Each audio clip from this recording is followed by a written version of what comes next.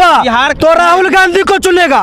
अगर किसी को अंधभक्ति करना है तो भैया जिसको चुनो। अगर एनडीए सरकार आ जाती है तो गुलाम बन जाएगा भारत फिर से। जी जी जी, देखिए इस गुलामी से अच्छा है कि हमारा अंग्रेज का गुलामी अच्छा था। Rahul Gandhi is the best prime minister of India. आपको लग रहा है कि वो पढ़े लिखे हैं, वो हम लोगों को समझेंगे। कहाँ से अगर कोई भी सरकारी जॉब आएगा 10 लाख मांगेंगे, 10 लाख कहाँ से आएगा हम लोगों को बताइए।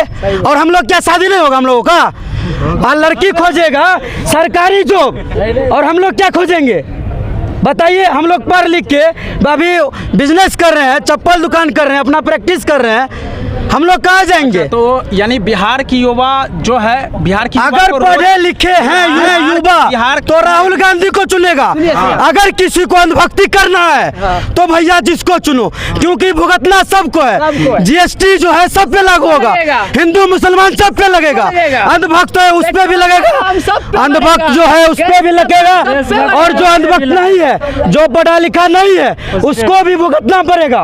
हम लोग हैं, हम लोगों को भी गार घसना पड़ेगा। आपका नाम? आपका नाम? मेरा नाम हुआ मोहम्मद मेराज अशरफ। हाँ, चलिए, आपने कहा कि इंडिया को हम लोग इसलिए चुन रहे हैं कि बेरोजगारी दर ज्यादा है, महंगाई दर ज्यादा है। जी, उसको कम करेगा। एनडीए को हम इसलिए दरकिनार कर रहे हैं कि क्योंकि वो पढ़ा लिखा नहीं, वो लोग हमको समझेगा नहीं, वो रोजगार नहीं दे पा जी रहा जी है। जी, वो जो है क्या कहते हैं, बेरोजगारी पे वो सिर्फ विश्व गुरु, वो महंगाई पे काम नहीं कर पा रहा। जी जी जी, कहीं ना कहीं तो ये भी हो सकता है कि एनडीए की जो सरकार है, एनडीए का पीएम जो है वो हिंदू मुस्लिम ज्यादा करता है। इस पर आप क्या कहिएगा? देखिए, इस पे जो हम खुले शब्द में कहना चाहते हैं, हिंदू मुसलमान पे जो है, देखिए कहीं आपको नहीं लगता है कि एनडीए की जितनी भी पार्टी है, जितने भी पार्टी के बड़े बड़े लीडर है, वो जो है धर्म की राजनीति करता है? जी, धर्म पे विपक्ष हर बार उस पे एलिगेशन लगाता है। इंडिया का आप देख जी जी, ये राइट है।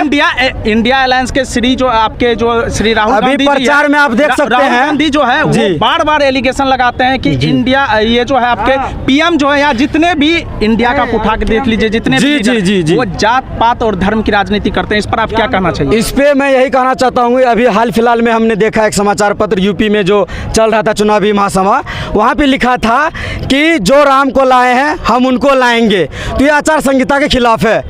यहाँ पे सिर्फ जनता अपना अधिकार के तरफ अपना वोट करे। जनता को क्या चाहिए? मस्जिद नहीं चाहिए, खाने के लिए कुछ रोजगार चाहिए। और हम लोग पढ़े लिखे हैं। पढ़े लिखे किस लिए हैं? बोरा उठाने के लिए उठे हैं या तसला ढोने के लिए हम लोग पढ़े हैं? काहे पढ़े हम लोग? आज कोई भी बीएससी नर्सिंग करेंगे तो 10 लाख रुपए खर्चा होगा, 4 लाख सरकार दे रही है, मगर 6 लाख कहाँ से लाएंगे हम लोग? हम लोगों को कोई प्रोत्साहन राशि नहीं मिल रही है। हम लोग ग्रेजुएशन कर लिए, 50,000 तक नहीं मिला हम लोगों को। बताइए, आप लोग को किससे उम्मीद है? इंडिया, हमको उम्मीद है Rahul Gandhi is the best prime minister of India. आपको लग रहा है कि वो पढ़े लिखे हैं, वो हम लोगों को समझेंगे। राहुल गांधी बहुत अच्छे हैं, पढ़े लिखे हैं, उनको इस बार दिया जाए एक मौका तो हम कहेंगे कि युवा का भविष्य सुधर सकता है। अगर अच्छा ठीक है, अगर देश को गुलाम बनाना है तो एनडीए को लाइए। किसका गुलाम? किसका गुलाम? किसका गुलाम? गुलाम जो है नेता सबका गुलाम बनेगा ये जनता। जनता का क्या कोई जाने दिया? अगर एनडीए सरकार आ जाती है तो गुलाम बन जाएगा भारत फिर से। जी जी जी, देखिए इस गुलामी से अच्छा है कि हमारा अंग्रेज का गुलामी अच्छा था। पढ़े लिखे को मौका मिलता था। भीमराव अम्बेडकर गए पढ़ने के लिए विदेश, कैसे गए? वो तो एक अछूत जाति से थे, उनको अंग्रेजों ने भेजा। अंग्रेजों ने गलत नहीं, यहाँ पे नहीं, एक राजा थे, ब्राह्मण थे, जी, ब्राह्मण ने भेजा, अंग्रेजों ने नहीं भेजा। अंग्रेजों ने नहीं भेजा। मैंने ये जी इतिहास हम भी पढ़े हैं, पढ़ा लिखा, उसको अच्छा मौका मिला। अरे उतना इतिहास को जाने दीजिए। जी, बोला कि Rahul Gandhi is the best prime minister of India in this present time. यानी प्रेजेंट टाइम में जो है Rahul Gandhi is the best prime minister है अभी। क्यों? आखिर उसमें ऐसा क्या देख रहे? विपक्ष तो बार बार उसको बोल रही है वो पप्पू है, ऐसा कुछ है एलिगेशन। पप्पू अगर है तो 10 साल से भी देख रहे हैं हम ये जो प्रधानमंत्री हैं, ये सिर्फ अच्छा ठीक है, आप कह रहे हैं 10 साल, लेकिन जो है जो एनडीए का आप आगे लगातार जो चुनावी रैली चल रहा है, वह कहते हैं कि आपने हमको 10 साल दिया और मैंने विकास की गति को दिखाया आपको। 70 साल से कांग्रेस की सरकार थी, अभी भी राहुल गांधी कह रहे हैं कि गरीबी हटाओ, और 70 साल अगर आप बैक चले जाइए तो उसके जो है पूरे पूरे खानदान का आप उठा के देख लीजिए जी, जी, जी। वह भी यही कह रही थी गरीबी हटाओ। इस पर आप क्या कहना चाहिए? देखिए सबसे पहली बात, अगर यह मेरा नहीं विपक्ष का सवाल है। जी जी जी जी, no no no no no no, विपक्ष का सवाल है। जी देखिए, सबसे पहली बात, जब कांग्रेस सरकार थी तो हर चीज़ गवर्नमेंट थी, जैसे बैंक हो गया, ठीक है, रेलवे हो गया। आज जब 10 साल में हम लोग देख रहे हैं कि अगर हम लोग ड्रीम 11 खेलते हैं 1 करोड़ रुपए मिलता है तो सरकार को 28% GST देना पड़ता है। बताइए क्या बचेगा इन लोगों को? और हम लोगों जो है ड्रीम 11 सट्टाबाजी करते हैं। सट्टाबाजी यहाँ पे सरकार जो है, सरकार करा रही है सर, मतलब सरकार हम लोग बेरोजगार हैं सर, सट्टाबाजी पे भी टैक्स ले रही है सरकार। जी सर जी, बताइए। और आप यहाँ पे देख सकते हैं डायरेक्ट है, इलेक्ट्रल बॉन्ड पे जो घोटाला हुआ है 6000 करोड़, ये किसका पैसा गया? जनता का पैसा गया। सरकार कहाँ से लाई पैसा? पहले कांग्रेस के जमाने में 55 लाख करोड़ में कर्जा में थी, कांग्रेस के जमाने में। आज के जमाने में भारत कितना कर्जा में है? 1,55,000 करोड़ कर्जा में है, 205 लाख करोड़ बताइए कर्जा में है। तो क्या ये महंगाई भी बढ़ गया? पहले 50 किलो अनाज उठाते थे, गेहूं चावल, आज 5 किलो में हम लोग उछल रहे हैं, 5 किलो में हम लोग उछल रहे हैं। बताइए क्या दिन चलेगा? कितना दिन चलेगा 5 किलो अनाज? बताइए आप। नहीं चाहिए, शिक्षा चाहिए। शिक्षा देखिए, शिक्षा मिल जाएगा, मगर शिक्षा से पहले रोजगार चाहिए, खाना चाहिए, कपड़ा चाहिए, मकान चाहिए, उसके बाद शिक्षा चाहिए, स्वास्थ्य चाहिए, ये सब चाहिए हम लोगों को। और युवा पीढ़ी है, एक बढ़िया हो जाता है। अच्छा ठीक है, एक जो है प्रश्न, एक पर्सनल सवाल। जी सर, पर्सनल सवाल, बुरा नहीं मानिएगा। नो नो नो नो, बुरा नहीं मानेंगे। एनडीए उठाते रहती है बार बार। आप हम लोग का चैनल उठा के देख लीजिए, पत्रकारिता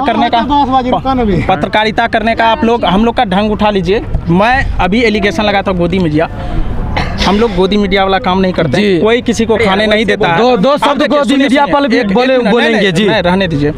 एक पर्सनल सवाल एनडीए वाले जो उठाते हैं, वह कहते हैं कि जनसंख्या विस्फोट जो है, आप अभी अपना नाम कुछ मुस्लिम समुदाय का बताएं। जी जी जी, मोहम्मद मिराज अशरफ। हाँ, मुस्लिम समुदाय जो है जनसंख्या विस्फोट कर रहा है, ये आप सुने भी होंगे, बयान सुने भी होंगे। ये पर्सनली मेरा सवाल नहीं है। जनसंख्या विस्फोट जो है, जनसंख्या नियंत्रण कानून जो आया था कांग्रेस, सिर्फ हिंदुओं पर लगा रही थी, मुस्लिम पर नहीं लगा रही थी। और भारत में प्रतिदिन जनसंख्या विस्फोट जो रहा है, उसका कहीं ना कहीं कारण मुस्लिम है। इस पर आप क्या कहिएगा? देखिए, ऐसा डायरेक्ट एलिगेशन तो नहीं लगा सकते हैं। इसमें सबसे पहली बात, जिस तरह सरकार काम की है, कोरोना में कदम उठाई है, उसी तरह सरकार इसमें भी कदम उठाए। अपना जो है ये नियम बना दे, लड़की को कोरोना में सरकार को लॉकडाउन लगाई जी, और वैक्सीन यहाँ पे कोई बात नहीं हटाइए, उसको मरेंगे क्या और क्या होगा। मगर ये जनसंख्या पे जो बात हो रही है, डायरेक्ट एलिगेशन हम मुस्लिम पर नहीं लगा सकते। यहाँ पे दोनों आप सुने होंगे ना? जी सुने हैं, जी जी जी, बार-बार जी सुने हैं जी। ऐसा क्यों? इस पर क्या कहिएगा? इस पे सरकार को कदम उठानी चाहिए और थोड़ा सा टाइम बढ़ाना चाहिए, सरकार को ध्यान देना चाहिए। बगल में स्टेशन है, पुलिस स्टेशन, उसको ध्यान रखना चाहिए कि कौन से वार्ड में, कौन से पंचायत में शादी हो रही है, उसका जांच पड़ताल करना चाहिए, और उम्र देखना चाहिए। बाल विवाह तो नहीं हो रही। अभी बिहार के युवाओं को आप देखें, बिहार के युवाओं का क्या राय है, बिहार के युवाओं को देखें, बिहार के युवाओं का क्या है, इंडिया चाहिए या एनडीए? आप ग्राउंड रिपोर्ट देख रहे थे, मैं अंकित शेखावत, कैमरामैन अमित कुमार के साथ। जय हिंद।